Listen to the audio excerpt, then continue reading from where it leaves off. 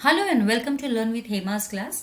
My dear students, आज मैं आपको कराने वाली हूँ स्टैंडर्ड 7th का हिस्ट्री सब्जेक्ट और उसका lesson number 11 Marathas the protectors of the nation. पिछले लेसन में हमने पढ़ा कि किस तरह से बाजीराव जो कि जनरल थे मराठा के, कैसे उन्होंने अपने मराठास का पूरा पोजीशन जो है नॉर्थ में ही नहीं बल्कि होल ऑफ इंडिया में स्ट्रॉन्ग किया।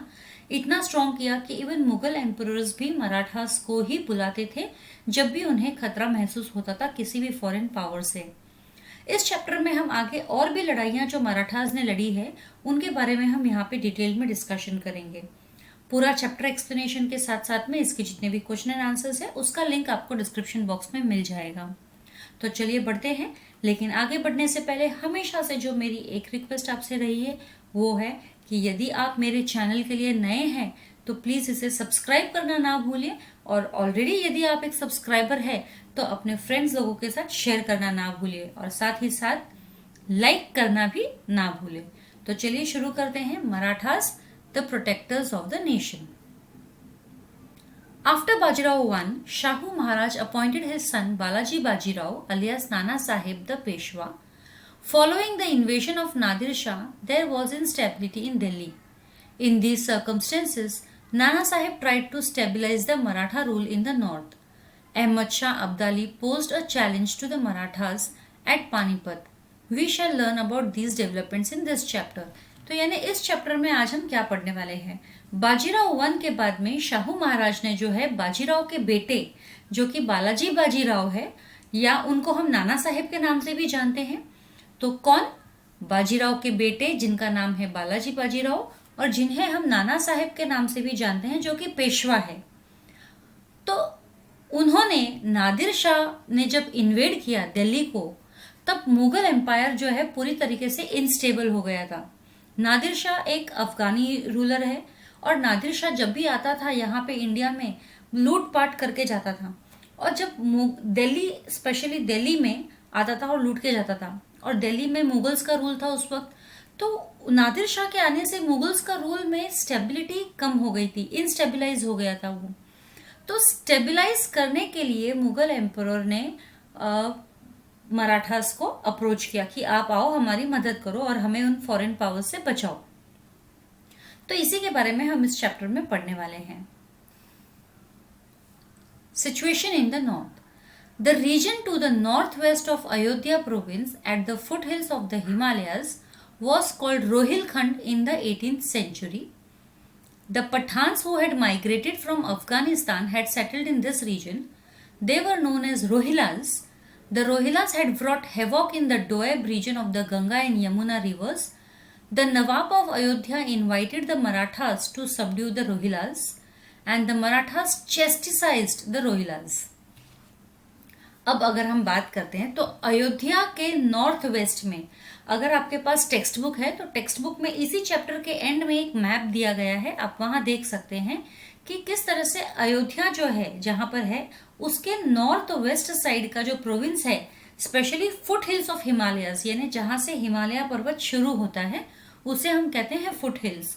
तो ये अयोध्या के नॉर्थ वेस्ट का जो पार्ट है जो कि फुट हिल्स ऑफ हिमालयस है, उस एरिया को रोहिलखंड कहते हैं, और 18th सेंचुरी में रोहिलखंड ही वो कहा जाता था।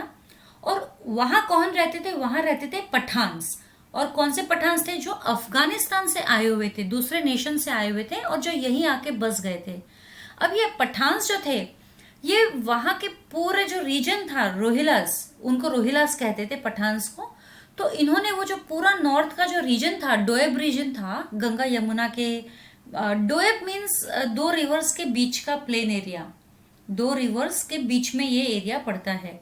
तो वो जो डोएब रीजन था पूरा गंगा यमुना रिवर के बीच का, वहां पर पूरा उन्होंने तबाही मचा रखी थी, हैवॉक मचा रखा था। सभी लोग परेशान थे उनके हरकतों से। तो वहां का जो नवाब जो था, अयोध्या का नवाब, उन्होंने मराठास को बुलाया कि वो रोहिलास को भगा दे यहाँ से या हरा दे, और मराठास आए और उन्होंने यहाँ से रोहिलास को भगा दिया। तो सिचुएशन इन द नॉर्थ में क्या था? अयोध्या के नॉर्थ वेस्ट में जो रोहिलखंड था जहां पर रहते थे रोहिलास जो कि पठान्स थे अफगानिस्तान से आए हुए, उन लोगों ने डोअब रीजन में पूरा तबाही मचा रखी थी। और उनसे बचने के लिए अयोध्या के नवाब ने मराठास को इनवाइट किया कि आप आओ और हमें इन रोहिलास से बचाइए, और फाइनली मराठास आए और उन्होंने रोहिलास से छुटकारा दिला दिया अयोध्या।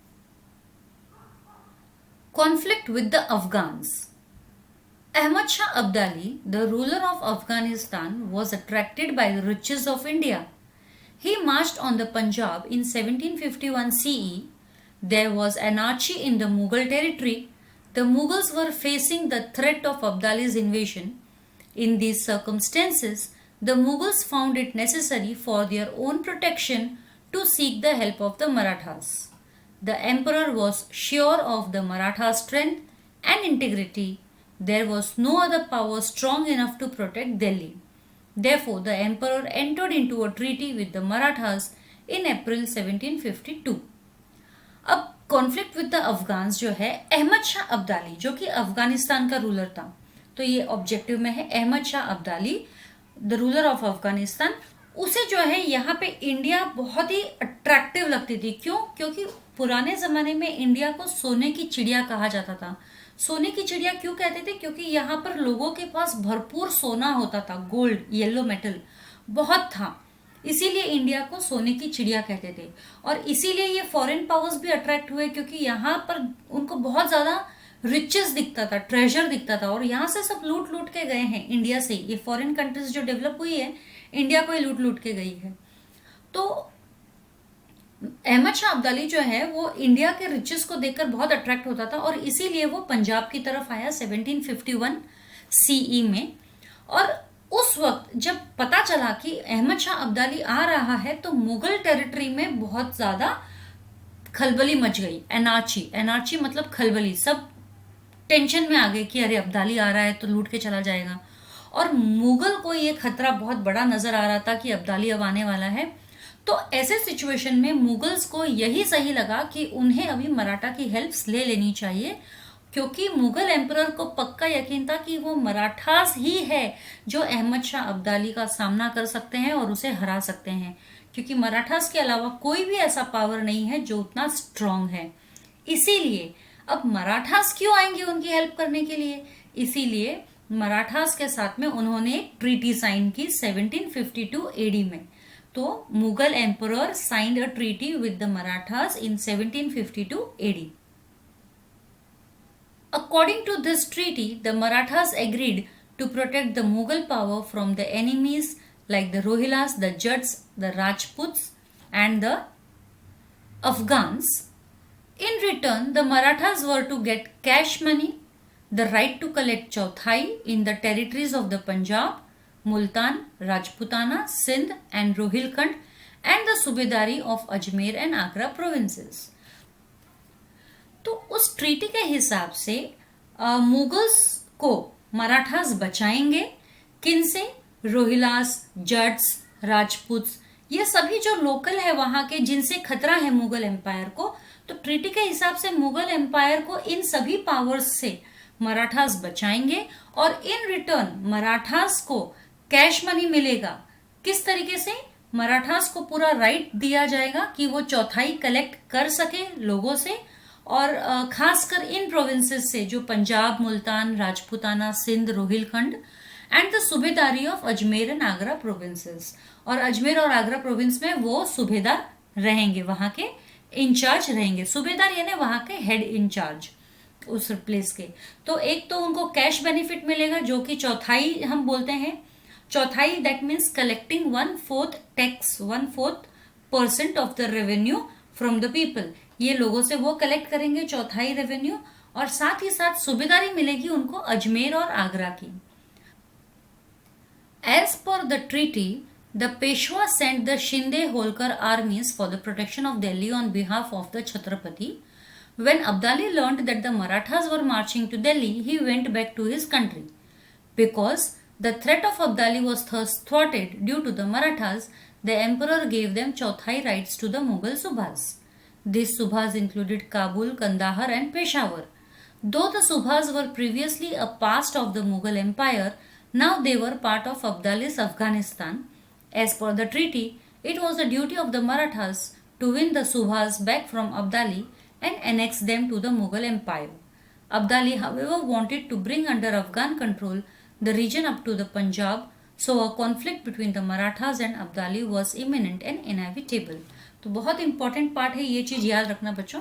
तो अकॉर्डिंग टू द ट्रीटी जो कि मुगल्स और मराठास के बीच में साइन की गई थी, तो जो पेशवा थे, नाना साहेब पेशवा थे, उन्होंने शिंदे होलकर की आर्मीज को भेजा। शिंदे एंड होलकर ये सरदार्स है जो पेशवा के अंडर में रहते हैं, शिंदेज एंड होलकर्स। तो इनको भेजा अपनी आर्मीज के साथ में दिल्ली मुगल एम्परर को प्रोटेक्ट करने के लिए, दिल्ली को प्रोटेक्ट करने के लिए, ऑन बिहाफ ऑफ छत्रपति यानी शाहू महाराज के बिहाफ पे। जब अब्दाली को ये पता चला अफगानिस्तान से जो निकल चुका था इंडिया को अटैक करने के लिए, दिल्ली को लूटने के लिए, तो जब अफगानिस्तान में उसको ये पता चल गया अब्दाली को कि मराठास आ रहे हैं दिल्ली में, तो वो वापस से अपने कंट्री चला गया, क्योंकि उसे मराठास की स्ट्रेंथ के बारे में पता था और उसे मराठास का सामना नहीं करना था। तो वो तो अपने चला गया वापस से अपने कंट्री में। तो जब मुगल एम्पायर को पता चला, एम्परर को पता चला कि अब अब्दाली का खतरा उनके ऊपर से टल चुका है बिकॉज ऑफ मराठास, तो उन्होंने खुश होकर मराठास को चौथाई राइट्स दे दी कुछ और सूबास के लिए। अभी ऊपर जो हमने प्रोविंसेस पढ़े थे वो तो थे ही, उसके अलावा कुछ और सूबास थे जिसमें काबुल, कंदाहर और पेशावर भी आता है।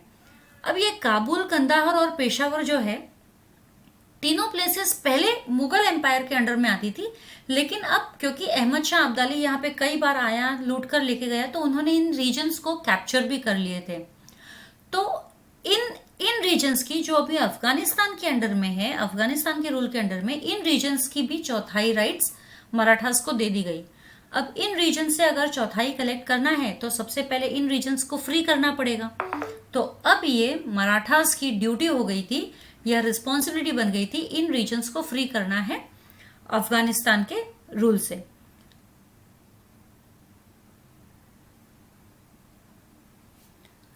अब क्योंकि मराठास को ये सूबास अब्दाली से रिटर्न लेने हैं और उनको अपने अंडर में लाना है, तो यानी उनको अब्दाली के साथ लड़ना पड़ेगा। अफगान कंट्रोल अपने अंडर में लेना है तो अफगानी के साथ लड़ना पड़ेगा। और अफगान जो है वो इन रीजन्स को तो अपने अंडर में रखना ही चाहता था, और साथ ही साथ वो पंजाब तक भी कॉन्कर करना चाहते थे। तो एक तरह से मराठास ये रीजन अपने अंडर में रहना चाहते थे और अफगानिस्तान अपने अंडर में रखना चाहते थे। तो इसका नतीजा ये होगा कि अफगान्स और मराठास दोनों आमने सामने हो गए। उनके बीच में लड़ाई जो है अब एमिनेंट थी। एमिनेंट एंड इनएविटेबल मतलब अब तो उनके बीच में लड़ाई होनी ही होनी है, उनका आमना सामना होना ही होना है। Raghunath Rao, brother of the Peshwa Nana Sahib, accompanied by Jayappa Shinde and Malhar Rao Holkar, undertook the campaign of North India to combat Abdali.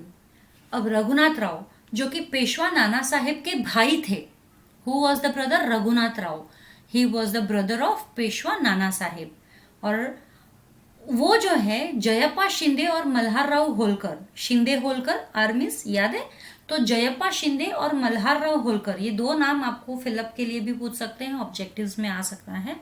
उनके साथ उन्होंने ये कैंपेन जो है अपने जिम्मेदारी पे ले लिया कि नॉर्थ जो है वो अब्दाली से छुड़ा कर लेकर आएंगे, जो भी एरियाज अब्दाली के अंडर में है वो छुड़वाएंगे वहां से। तो रघुनाथ राव ने ये रिस्पॉन्सिबिलिटी अपने सर पे ले ली थी, किनके साथ मिलके? जयप्पा शिंदे एंड मल्हार राव होलकर के साथ मिलके।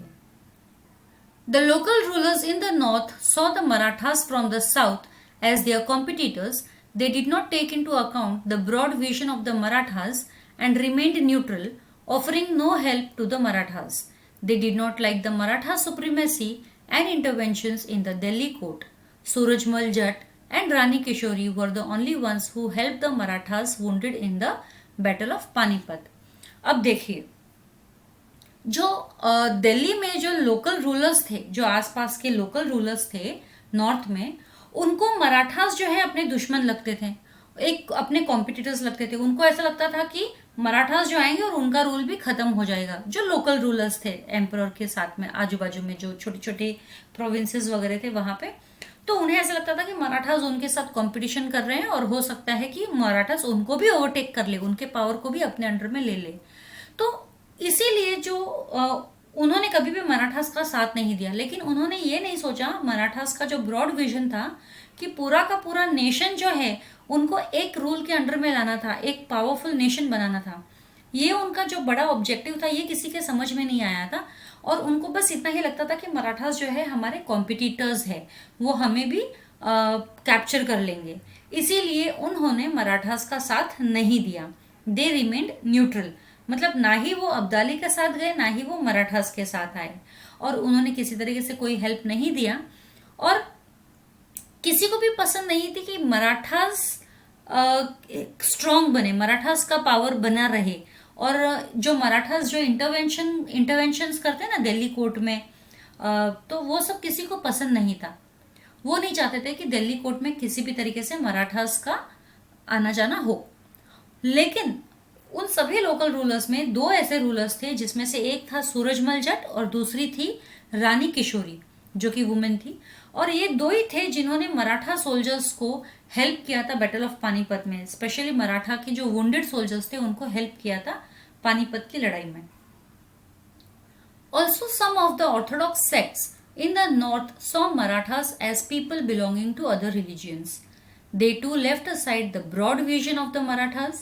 They persuaded Abdali to invade India with a view to reducing the Marathas' might. They expected that Abdali would defeat the Marathas and drive them away back to the south, beyond the river Narmada. अभी ये तो कुछ जो local rulers थे वो तो समझ में आया कि वो लोग मराठास का साथ नहीं दे रहे थे उनको, क्योंकि डर लग रहा था कि कहीं मराठास उनको भी कैप्चर ना कर ले। कुछ दूसरे और भी ग्रुप थे, group of people, Orthodox sect जो हम कहते हैं, जो मॉडर्न व्यू ब्रॉड पर्सपेक्टिव नहीं देखते हैं, बस वो छोटी बोलते हैं नैरो माइंडेडनेस, बिल्कुल उस तरीके से काम करते हैं। और उनको लगता था कि मराठास जो है दूसरे रिलीजन के, वो हमारे रिलीजन के नहीं है, तो हमें उनको सपोर्ट नहीं करना चाहिए था। ऐसे लोग भी थे। और उन्होंने भी मराठास का जो ब्रॉड विजन था, पर्सपेक्टिव था, वो उन्होंने भी साइड में रख दिया, उसको बिल्कुल उन्होंने ध्यान नहीं दिया। इनफैक्ट उन लोगों ने अब्दाली को परसुएड किया यानी मनाया कि तुम आओ यहाँ पे और इंडिया को इन्वेड करो। मतलब इंडिया के ही लोगों ने फॉरेन कंट्री के रूलर्स को कहा कि तुम आओ और हमको लूट के जाओ, ऐसा। तो उस वक्त ऐसे सीन थे। तो they persuaded Abdali to invade India with a view to reducing the Maratha might. उनका सिर्फ यही मकसद था कि उनको मराठा का पावर रिड्यूस करना था। और वो इतने बेवकूफ थे, उनको ये समझ में नहीं आया कि मराठा का पावर रिड्यूस होगा तो उनका तो पावर पूरा ही चला जाएगा। The Maratha standard on Attock. Najib Khan was a Rohilla chief. He found it hard to tolerate the Maratha supremacy in the north. At the behest of Najib Khan, Abdali invaded India again. This was the 5th time he had invaded India. He captured Delhi. He returned to Afghanistan with a huge booty. Raghunath Rao and Malhar Rao Holkar marched to the north again. They captured Delhi. Then, driving out Abdali's officers, they captured the Punjab. The Marathas pursued Abdali's soldiers right up to Attock in 1758 CE. The Maratha standard was raised at Attock. Attock is in present-day Pakistan. From Attock, the Marathas pushed the campaign up to Peshawar. However, they did not make proper arrangements to look after this newly conquered territory. अब ये again बहुत important part आ गया है। मराठास जो है उन्होंने किस तरीके से अपना जो स्टैंडर्ड है वो काफी बढ़ा दिया एटॉक तक। एटॉक एक प्लेस का नाम है जो आज की तारीख में पाकिस्तान में है। अब रोहिलास के बारे में तो हमने देखा ही था कि किस तरह से रोहिलास जो थे वो अफगान से आए हुए थे, जो यहाँ पर सेटल हो गए थे, रोहिलखंड नाम की वैली में सेटल हो गए थे। अब उनका जो चीफ था वो है नाजिब खान। उसे तो बिल्कुल भी मराठास पसंद नहीं आते थे, उनको मराठा सुप्रीमेसी तो चाहिए ही नहीं थी नॉर्थ में नाजिब खान को। इसीलिए नाजिब खान ने चला चला कर अब्दाली को यहाँ पर बुलाया कि तुम आओ और इन्वेड करके जाओ, यानी यहीं के लोग यहाँ का रहते हैं, यहीं रहते हैं, यहीं का खाते हैं और यहीं के लोगों को बर्बाद करने पे तुले हैं। तो नाजिब खान जो है बार बार अब्दाली को बुलाता था कि तुम आओ और लूट के जाओ और मराठास को हराओ। तो इस बार जब अब्दाली आया तो वो 5th टाइम था जब वो आया और लूट कर चला गया। साथ ही साथ उसने दिल्ली को भी कैप्चर कर लिया। अब जब दिल्ली को कैप्चर कर लिया तो नाना साहेब पेशवा को तो किसी न किसी को भेजना ही था वापस से दिल्ली को रिकैप्चर करने के लिए। तो उन्होंने रघुनाथ राव और मल्हार राव होलकर को भेजा नॉर्थ में। उन्होंने वापस से दिल्ली को कैप्चर कर लिया और अब्दाली के सभी ऑफिसर्स को वहां से भगा दिया। और मराठास ने अब्दाली के ऑफिसर्स को अटॉक तक भगाया। अटॉक 1758 सीई की बात है, वहां तक भगाया। और वहां पर जो है मराठा लोगों का जो स्टैंडर्ड था वो बहुत बढ़ गया। सम्मान लोगों के अंदर बहुत बढ़ गया कि अरे हाँ ये बहुत पावरफुल है। और आज के तारीख में तो अटॉक पाकिस्तान में है। मराठास ने ये कैंपेन जो है अटॉक तक तो लेके गए आगे, और उन्होंने पेशावर तक भी आके कंटिन्यू किया। ये सारे जो प्लेसेस हैं आप मैप में देख सकते हो, टेक्स्ट बुक में आपको समझ में आएगा। और the Marathas pushed campaign up to Peshawar, यानी अटॉक से भी आगे पेशावर तक वो वहां पर सोल्जर्स को, अब्दाली के सोल्जर्स को भगा भगा के लेके गए, वो एरिया भी उन्होंने कैप्चर कर लिया। लेकिन जब वो दिल्ली से पेशावर तक गए, एक एक एरियाज को कैप्चर करते करते, उन्होंने पीछे जो कैप्चर किया हुआ प्लेस का प्रॉपर अरेंजमेंट्स नहीं किया कि कहीं वापस से कोई अटैक ना कर दे। तो यहाँ पर उन्होंने गलती कर दी थी। जो एरियाज ऑलरेडी उन्होंने कैप्चर कर लिया था, उन एरियाज में प्रॉपर अरेंजमेंट नहीं किया था कि ये सेफ रहे, कोई भी अटैक कर सकता था वापस से।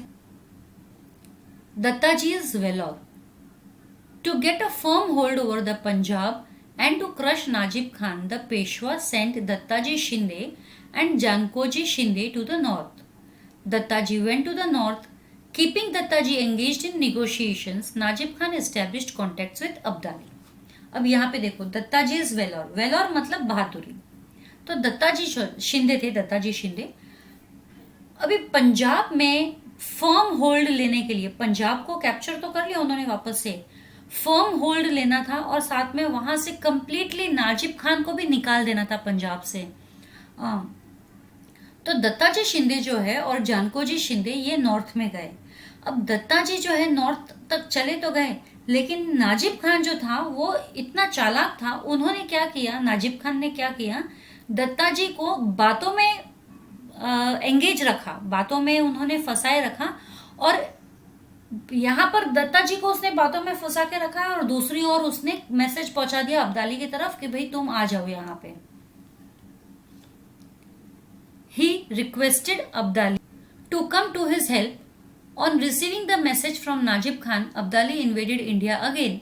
Dattaji and Abdali confronted each other at Buradi Ghat on the banks of the Yamuna. A fierce fight ensued. Dattaji showed tremendous valor. He met with a heroic death in this battle. तो Najib Khan ने क्या game खेला, एक तरफ तो वो दत्ताजी के साथ में बातों में लगा हुआ है और दूसरी तरफ उसने इशारे से मैसेज भिजवा दिया अब्दाली को, और अब्दाली आ गया। अब्दाली जैसे ही मैसेज मिला नाजिब खान का, वो आ गया, बेशर्म था, वापस से लूटने के लिए आ गया इंडिया को। और अब अब्दाली और दत्ताजी इन दोनों का आमना सामना हुआ, और कहां पर हुआ, at Burari Ghat on the banks of Yamuna. ये फिल इन द ब्लैंक या वन लाइन आंसर के लिए आता है। At Burari Ghat on the banks of the Yamuna, यहाँ पर दत्ताजी और अब्दाली का आमना सामना हुआ था, और बहुत ही फियर्स बैटल, बहुत ही भयंकर बैटल दोनों के बीच में लड़ी गई थी। और दत्ताजी ने बहुत बहादुरी दिखाई इसके अंदर, और फाइनली एक हीरो की डेथ उन्होंने फेस किया, एक हीरो की डेथ मरे वो इस battle. Do you know Dattaji fought very bravely. At last he was severely wounded and collapsed on the battleground. Najib Khan's Rohilla's advisors Qutub Shah stepped down from his elephant and came towards Dattaji. He asked Dattaji, "क्यों पटेल जी, हमारे साथ तुम और भी लड़ेंगे?" Dattaji was in a wounded state, but after hearing these words of Qutub Shah, he replied with pride, हाँ, बचेंगे तो और भी लड़ेंगे। अब ये जो सीन है, दत्ताजी जब बहुत ज़्यादा फाइट कर रहे थे, बहुत फियर्स फाइट जब हुई थी, और वो जब नीचे गिर गए थे, जमीन पे थे, बहुत चोट उनको लगी हुई थी, मरने ही वाले थे, सीवियरली वुंडेड हो गए थे। तो उस वक्त रोहिला जो चीफ था नाजिब खान और कुतुब शाह, ये दोनों के दोनों अपने हाथी से नीचे उतरे और वो दत्ताजी के पास गए, क्योंकि अब तो पता है ना, अब दत्ताजी उनको इतनी ताकत नहीं है, दत्ताजी में ताकत नहीं बची है कि वो उनको रिटर्न मार सके। तो वो दत्ताजी के पास गए और उन्होंने पूछा, क्यों पटेल जी, और लड़ोगे हमारे साथ में? तो दत्ताजी ने कहा कि हाँ, अगर जान रही तो फिर लड़ेंगे तुम्हारे साथ में। Sadashivrao Bhau, Nana Sahib sent his cousin Sadashivrao Bhau and eldest son Vishwas Rao to the north to crush Abdali. Sadashivrao Bhau was Chimaji Appa's son. He had with him a huge army and a powerful artillery. Ibrahim Khan Gardi was the chief of the artillery. He had defeated the Nizam in the Battle of Udgir in 1760 CE on the strength of this artillery. अब सदाशिवराव भाऊ जो है नाना साहिब के cousin हैं और चिमाजी अप्पा के बेटे हैं। तो नाना साहेब ने अब सदाशिवराव भाऊ और अपने बड़े बेटे विश्वासराव को नॉर्थ की तरफ भेजा। और सदाशिवराव भाऊ के साथ में बहुत ही बड़ी सी आर्मी भी थी और बहुत ही पावरफुल आर्टिलरी भी थी। आर्टिलरी मतलब वेपन्स, हथियार, जो डेंजरस वेपन्स हम बोल सकते हैं, ऐसे ऐसे हथियार भी थे। और ये वही हथियार है जिनकी मदद से इब्राहिम खान गर्दी ने निजाम जैसे बहुत ही पावरफुल राजा को हराया था। तो इब्राहिम खान गर्दी जो है इस आर्टिलरी का चीफ था और वो अभी सदाशिवराव के अंडर में काम कर रहा था। और जो निजाम को हराया था वो कहाँ हराया था? बैटल ऑफ उदगीर, उदगीर में हराया था इन 1760 सीई। उदगीर हमारे महाराष्ट्र में एक गांव है, विलेज है। लातूर, अगर आपने लातूर का नाम सुना है तो बस लातूर के पास में ही उदगीर है। तो अपने इस आर्टिलरी के स्ट्रेंथ पे ही इब्राहिम खान गर्दी ने निजाम को हराया था। तो ये जो पार्ट है हमारा यहाँ पे ऑब्जेक्टिव टाइप के क्वेश्चन में आ सकता है। The battle of Panipat. In his campaign of the north, Sadashirao Bhau captured Delhi. The armies of the Marathas and Abdali confronted each other at Panipat. On 14 January 1761, the Marathas opened the battle by attacking Abdali's army. This was the third battle of Panipat. Vishwasrao fell a victim to an enemy bullet in the battle. When Sadashirao Bhau learned this, he fiercely attacked the enemy in a frenzy. He disappeared in the battle fray. Seeing that their leader had disappeared, the Maratha soldiers lost courage. At that very moment, the reserve contingents of Abdali launched an attack on the Marathas with a fresh vigor. The Marathas were defeated. A whole generation of young men in Maharashtra was killed. Many brave Sardars fell on the battlefield. The Marathas believed that an outsider like Abdali had no moral right to rule here. The Marathas fought at Panipat with the broad perspective that India is for Indians. अभी recently एक movie आई थी अर्जुन कपूर की, पेशवा करके कुछ ऐसा, पेशवा बाजीराव करके ऐसा कुछ मूवी आई थी। और उसके अंदर एंड में बताया भी था, ये बैटल ऑफ पानीपत भी बताया था। यहाँ पे अगर किसी ने आप मूवी देखी होगी तो आपको अच्छी खासी आइडिया लग जाएगी यहाँ पे, लेकिन जिसने नहीं देखी उनको मैं बता देती हूँ। ये जो है, जब सदाशिवराव भाऊ नॉर्थ के कैंपेन की तरफ गए थे अपनी आर्मी को लेकर दिल्ली को कैप्चर करने के लिए, तब उनका सामना हुआ था अब्दाली के साथ में पानीपत में।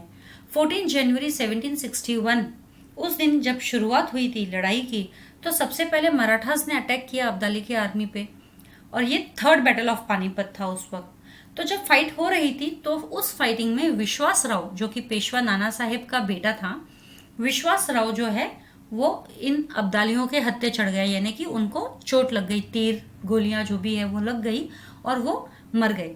जैसे ही पता चला सदाशिवराव भाऊ को कि विश्वासराव की डेथ हो गई है क्योंकि उनके ऊपर अटैक हुआ था, तो वो बड़े गुस्से में घुस गए अब्दाली की आर्मी के अंदर, उनको मारते हुए, लड़ते हुए उनसे, उनको मारते हुए घुस गए उनके आर्मी के अंदर में। अब यहाँ पर सदाशिवराव भाऊ तो अब्दाली के आर्मी के अंदर घुस गए लड़ते हुए, लेकिन सदाशिवराव भाऊ क्योंकि मराठास को नहीं दिखाई दे रहे थे, तो सभी मराठास डर गए कि विश्वासराव भी मर गए और सदाशिवराव भाऊ भी नहीं दिखाई दे रहे हैं, तो आखिर हम करें तो क्या करें। तो उनकी ऐसी हालत देखकर अब्दाली ने, जो ऑलरेडी कुछ आर्मीज अलग रख रखी थी जिनको उन्होंने अभी तक बैटल में यूज नहीं किया था, ऐसे आर्मीज को ऑर्डर दिया कि वो अब मराठा आर्मीज पर अटैक करें, क्योंकि अब मराठास के पास में कोई लीडर नहीं था ना उनको गाइड करने के लिए, तो बहुत आसान हो गया था अब अब्दाली के लिए मराठास को हराने का। तो अब सदाशिवराव भाऊ तो लड़ रहा है, यहाँ पे पीछे से अब्दाली के एक ट्रुप ने मराठास पे अटैक कर दिया और सारा यंग जनरेशन जो है मराठास का इस वॉर में मारा गया, क्योंकि मराठास ने अपना करेज खो दिया उस वक्त, क्योंकि उनको उनका लीडर नहीं दिखा था। तो मराठास का जो सारा यंग जनरेशन जो है यहाँ पे इस बैटलफील्ड में मारा गया। और मराठास जो है, मराठा सरदार जो है, वो तब भी यही मानते थे कि इंडिया में अब्दाली जैसे रूलर्स का कोई हक नहीं है आने का, अब्दाली जैसे रूलर्स को तो यहाँ पे रूल करने मिलना ही नहीं चाहिए, ये मराठास की सोच थी। लेकिन बाकी लोग ऐसा नहीं सोचते थे ना, जिन्होंने मराठास का साथ नहीं दिया वहां के लोगों ने। और मराठास ने इसी हिसाब से, यही सोच रखते हुए फाइट की थी कि अब्दाली जैसे इंसान को तो हमको हमारे इंडिया से भगाना ही चाहिए, क्योंकि इंडिया तो सिर्फ इंडियंस लोगों के लिए है, मराठास ये सोचते थे. What a great thinking of that time. Do you know approximately 1,50,000 people were killed in the battle of Panipat. One letter describes this in a poetic way. मतलब ऑलमोस्ट 1.5 लाख लोग जो है इस पानीपत की लड़ाई में मर गए थे, और एक लेटर जो है वो कुछ इस तरीके से डिस्क्राइब करता है पानीपत की लड़ाई को. 2 मोतिये गळाली, 27 मोहरा हरवल्या आणि रुपये खुर्दा किती गेल्या याची गणतीच नाही. अब ये मैं आपको हिंदी में एक्सप्लेन करती हूँ. बहुत ही डीप मीनिंग है इसके अंदर. 2 मोतिये गळाली, 2 मोतिये मतलब यहाँ पे विश्वासराव और सदाशिवराव भाऊ, ये दोनों की डेथ हो गई. तो 2 मोतिये गळाली, ये दोनों भी मर गए. 27 मोहरा हरवल्या, मोहरा यानी सरदार्स, जितने भी सरदार थे 27 सरदार आए थे उनके साथ में, वो सब भी मर गए. आणि रुपये खुर्दा, रुपये पैसे जो हम बोलते हैं, यानी कि सैनिक, सोल्जर्स, कितनी गेल्या याची गणतीच नाही. और सैनिक सोल्जर्स तो कितने गए उसकी तो कोई गिनती ही नहीं थी. बहुत ही डीप मीनिंग वाला ये लेटर था, बहुत ही ब्यूटीफुल लेटर था. Sadashirao Bhau had explained the broad, all-inclusive viewpoint of the Marathas in his correspondence with the rulers in the north, saying that they were all native to the land and Abdali was an enemy from a foreign country. But the rulers in the north did not respond favorably to him and took a neutral attitude. Naturally, the Marathas had to shoulder the responsibility of protecting India. We can say that the Marathas were the first in our history to realize that India was one country and it was necessary for all to lend support to the king irrespective of his religion. अब सदाशिवराव भाव ने जब करने आ रहे थे पानीपत में, उस वक्त उनको ये अच्छा खासा पता था कि इंडिया एक कंट्री है और हम सभी को एक होकर लड़ना है अब्दाली जैसे फॉरेनर्स से. तो मराठास के जरिए, मतलब सदाशिवराव भाव ने मराठास में रहकर काफी सारे जो लोकल रूलर्स थे, किंगडम्स थे वहां पे, उन सबको लेटर्स भेजे, करस्पॉन्डेंस के लेटर्स भेजे कि आप सब आओ और अब्दाली जैसे फॉरेनर को यहाँ से भगाने में हमारी मदद करो. लेकिन वहां के रूलर्स तो मराठास को आउटसाइडर्स समझते थे. किसी ने भी मराठास का साथ नहीं दिया. वे सब के सब न्यूट्रल रहे, मतलब ना ही अब्दाली के साइड से लड़े, ना ही मराठा के साइड से लड़े. और जब मराठास को जरूरत थी तब वो साथ नहीं दिया उन्होंने. इनफैक्ट हम ये कह सकते हैं कि मराठास वो पहले ऐसे पावर थे जिन्होंने ये रियलाइज किया, जिन्होंने ये समझा कि पूरी इंडिया जो है एक है और इंडिया के सभी लोगों को एक होकर उसके राजा का, जो भी कोई राजा है, उसके राजा का साथ देना. Peshwa Madhavrao. After the death of Peshwa Nana Saheb, his son Madhavrao succeeded him to the office of the Peshwa. Madhavrao kept the Nizam and Hyder Ali at bay. He established the supremacy of the Marathas in the north again.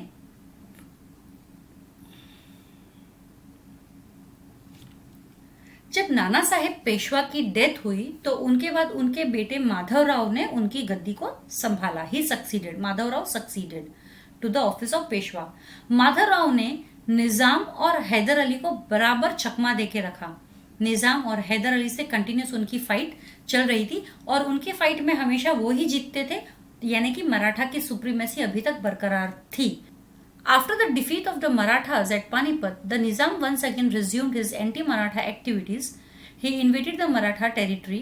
Madhavrao defeated the Nizam at Rakshas Bhuvan near Paithan. अब मराठास जब defeat हो गए थे पानीपत की लड़ाई में, तब निजाम एक बार फिर से अपना जो उसका पुराना काम था, एंटी मराठा स्ट्रेटेजी चलाना, वही उसने चालू कर रखी थी. एंटी मराठा एक्टिविटीज कर रखी थी. मराठास के खिलाफ जाना है, मराठास के खिलाफ लड़ना है.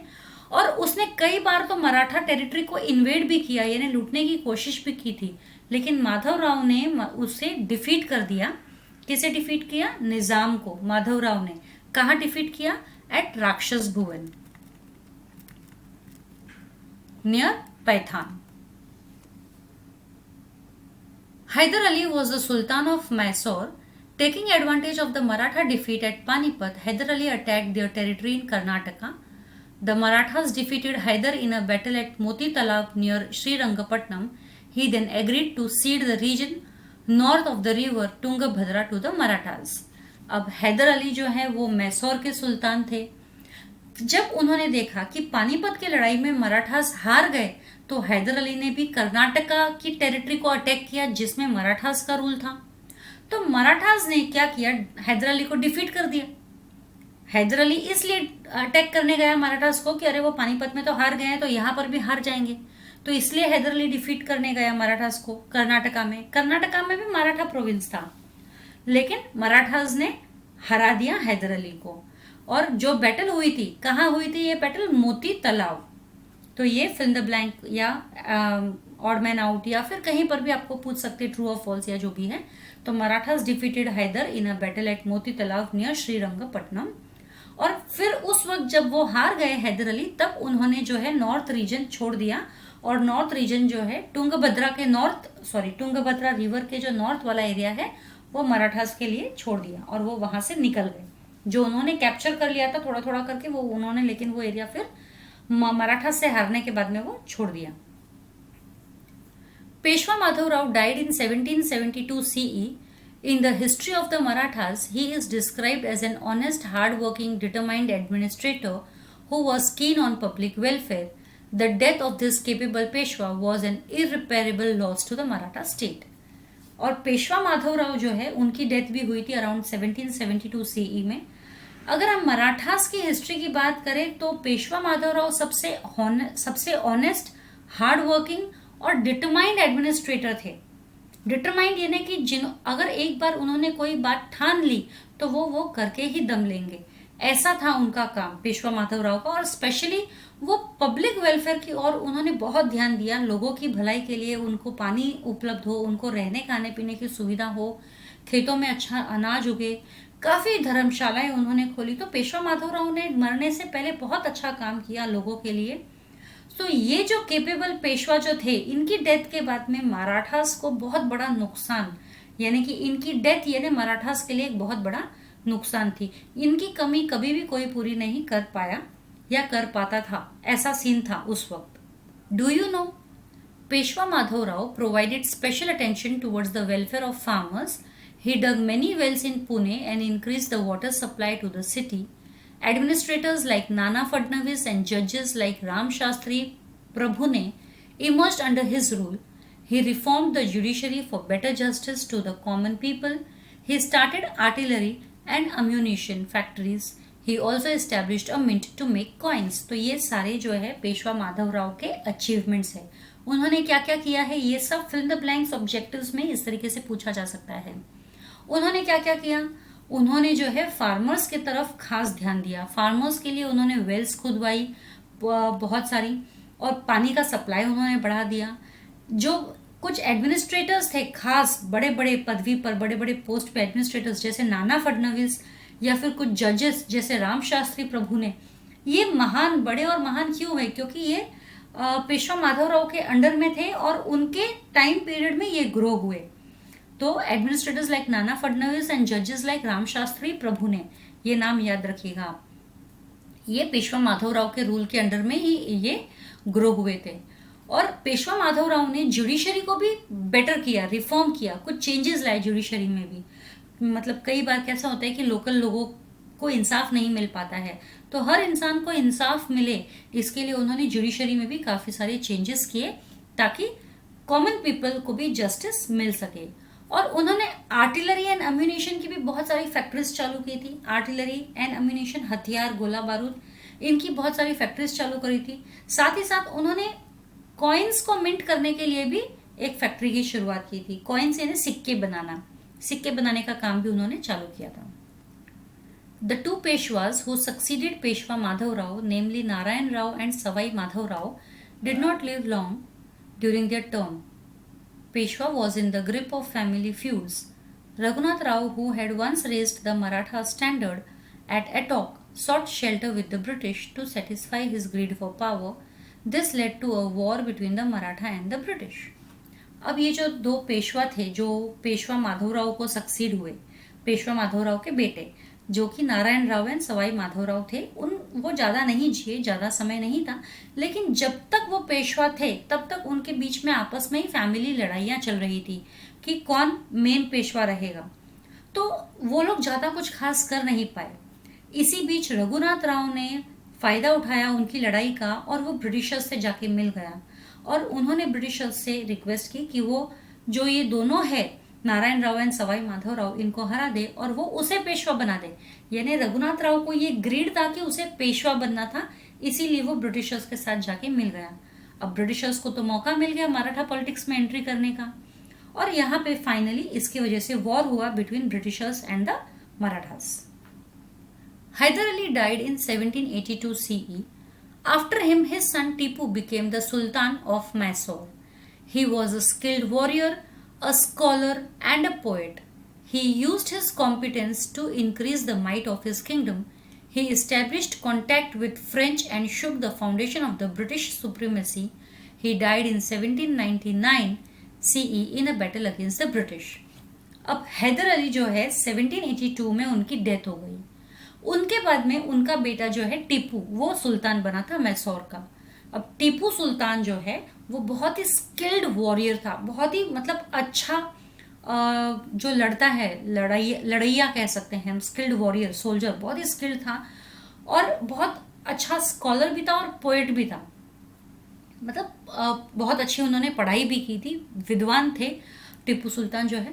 और उन्होंने अपने ये कॉम्पिटेंस जो है, अपनी नॉलेज जो है, अपने किंगडम को पावरफुल बनाने के लिए यूज किया। मतलब उन्होंने अपनी सारी नॉलेज जो है अपने किंगडम को, मैसूर को स्ट्रॉन्ग बनाने के लिए यूज किया। उसके लिए उन्होंने क्या किया, ब्रिटिशर्स से लड़ने के लिए उन्होंने फ्रेंच के साथ में हाथ मिला लिया और ब्रिटिशर्स को टफ कंपटीशन दिया। और लेकिन फिर भी उनकी मौत हो गई थी 1799 में बैटल में, जो कि ब्रिटिशर्स के खिलाफ लड़ते समय, ब्रिटिशर्स के खिलाफ लड़ते समय ही उनकी मौत हुई थी 1799 CE में। The Maratha supremacy rises once again. The Maratha prestige in the north had suffered a severe setback because of the debacle at Panipat. Madhavrao dispatched Mahaji Shinde, Tukoji Holkar, Ramchandra Kanade and Vasaji Pant Biniwale to re-establish the Maratha rule in the north. The Maratha army defeated the Jats, the Rohilas and the Rajputs. The Marathas restored the Emperor Shah Alam to the throne of Delhi under their own protection. The Maratha power was revived in the north. अब जैसे कि battle of Panipat में मराठास हार चुके थे, अब किस तरीके से मराठास ने वापस से अपना पावर जो है री एस्टेब्लिश किया नॉर्थ में। तो सबसे पहले जो उनको सीवियर सेटबैक लगा था पानीपत के कारण, वो माधवराव ने क्या किया, इसके वजह से उन्होंने महाजी शिंदे, टुकोजी होलकर, रामचंद्र कनाडे और विसाजी पंत इन लोगों को नॉर्थ में भेजा वापस से मराठा रूल को एस्टेब्लिश करने के लिए। तो ये 4 नाम है यहाँ पे, ऑड मैन आउट के लिए ये क्वेश्चन हो सकता है। ये कौन कौन नाम है यहाँ पे? 4 नाम है, महाजी शिंदे, टुकोजी होलकर, रामचंद्र कनाडे एंड विसाजी पंत बिनीवाले। ये 4 नाम के अलावा अगर कोई अलग नाम दे देवे तो वो ऑड वन आउट में आ सकता है। तो ये इस तरीके से क्वेश्चन यहाँ हो सकता है कि किन किन को भेजा गया था नॉर्थ में। मराठा रूल को नॉर्थ में री एस्टेब्लिश करने के लिए इन 4 सरदार्स को भेजा गया था। तो मराठा आर्मी जब वो नॉर्थ में गए तो उन्होंने वहां के जो जट्स, रोहिलास और राजपूत, ये तीनों ही जो अपनी टांग अड़ाते थे ना बात बात में नॉर्थ के अंदर मराठास को वहां पर आने के टाइम पे, तो इन तीनों को मराठास ने हरा दिया और वापस से शाह आलम को, जो कि मुगल एम्परर थे, वापस से शाह आलम को मुगल की सीट, जो एम्परर की सीट है, वो गद्दी थ्रोन वहां पे बिठा दिया शाह आलम को और उसको पूरा प्रोटेक्शन दिया मराठास ने कि शाह आलम, हालांकि शाह आलम इतना पावरफुल नहीं था क्योंकि वो मुगल था और वो हायर था एक एम्परर का, इसके लिए उसको वहां पे रूलर बना दिया दिल्ली का और अपने खुद के प्रोटेक्शन के अंडर में रखा दिल्ली को। यानी मराठास प्रोटेक्ट कर रहे थे, रूल था मुगल का लेकिन प्रोटेक्ट कर रहे थे मराठास। तो मराठा पावर फाइनली जो है रिवाइव हो गया वापस से नॉर्थ में। The Marathas suffered a heavy loss in the battle of Panipat. Abdali's army also suffered losses. He did not benefit financially in the battle. In fact, Abdali or his descendants did not muster enough courage to invade India again. They realized that only the Marathas had the strength and capacity to control the anarchy in the north. They expressed their wish that the Marathas should protect the empire. They sent a messenger to Pune to establish cordial relations. It is important to note that the Marathas overcame the great defeat at Panipat and successfully revived their supremacy in the politics of the north. Malhar Rao Holkar, Ahilyabai Holkar, and Mahatji Shinde had a lion's share in all this. अब देखो, पानीपत में बहुत ज्यादा नुकसान हुआ था, ये तो हमने देखा ऊपर से किस तरह से पूरा का पूरा यंग जनरेशन जो है तबाह हो चुका था, मर चुके थे, बड़े बड़े लीडर्स को धोखे से भी मारा गया था। तो यहाँ पर मराठास तो लूज हुए ही, मराठास को तो लॉस हुआ ही था, लेकिन अब्दाली को भी फायदा नहीं हुआ था इस बैटल से। अब्दाली ने भी फाइनेंशियली कुछ भी नहीं गेन किया, ना ही अब्दाली ने, ना ही उसके जो डिसेंडेंट्स थे, यानी उसके अंडर में जो थे, उसके बाद में जो आए थे। इनफैक्ट अब्दाली जो है उसके बाद इंडिया उसने आया ही नहीं, उसने इंडिया आने की करेज ही नहीं की, ये सोच के कि अब इंडिया अगर गए तो मराठास उसको छोड़ेंगे नहीं। उसे मराठास का डर भी था और साथ में ये भी यकीन था कि मराठास ही ऐसे पावर है जिनके पास वो ताकत है और वो कैपेसिटी है कि वो नॉर्थ को रूल कर सके और नॉर्थ में स्टेबिलिटी ला सके। इनफैक्ट उन्होंने तो यही विश किया, they express their wish that the Maratha should protect the empire. उन्होंने भी यही विश किया कि मराठास ही प्रोटेक्ट करने चाहिए एम्पायर को, तो ही ये एम्पायर बना रहेगा। इनफैक्ट अब्दाली ने तो एक मैसेंजर भी भेजा पुणे में कि उनको मराठास के साथ में cordial relations, cordial means friendly relations बनाए रखने हैं। तो ये एक बहुत बड़ी बात थी कि अफगानिस्तान से रूलर ने मैसेज भेजा है पूना में मराठास को कि उनको उनके साथ एक कॉर्डियल फ्रेंडली रिलेशंस बनाए रखनी है। और तो फाइनली भले ही इतना बड़ा नुकसान हुआ हो पानीपत में मराठास को, उन्होंने अपना पोजीशन मराठा पॉलिटिक्स, जो नॉर्थ के पॉलिटिक्स में अपना पोजीशन बराबर से बरकरार रखा। और इस काम में जो सरदार थे, दूसरे जो सरदार थे मराठा के, इनका इक्वली हाथ था वो पोजीशन को बरकरार रखने में। वो थे मल्हार राव होलकर, अहिल्याबाई होलकर एंड महादजी शिंदे। इन तीनों का भी बहुत ही लायंस शेयर था, इन सब में लायंस शेयर, इन्हें बहुत बड़ा योगदान था। तो ये चैप्टर हमारा यहीं पे खत्म होता है। इस चैप्टर के क्वेश्चन आंसर्स को आप इसके डिस्क्रिप्शन बॉक्स में देख सकते हो। तो आज का सेशन हमारा यही खत्म होता है। मैं जल्द ही आऊंगी अगले चैप्टर के साथ में, तब तक के लिए stay safe, stay secure. Thank you.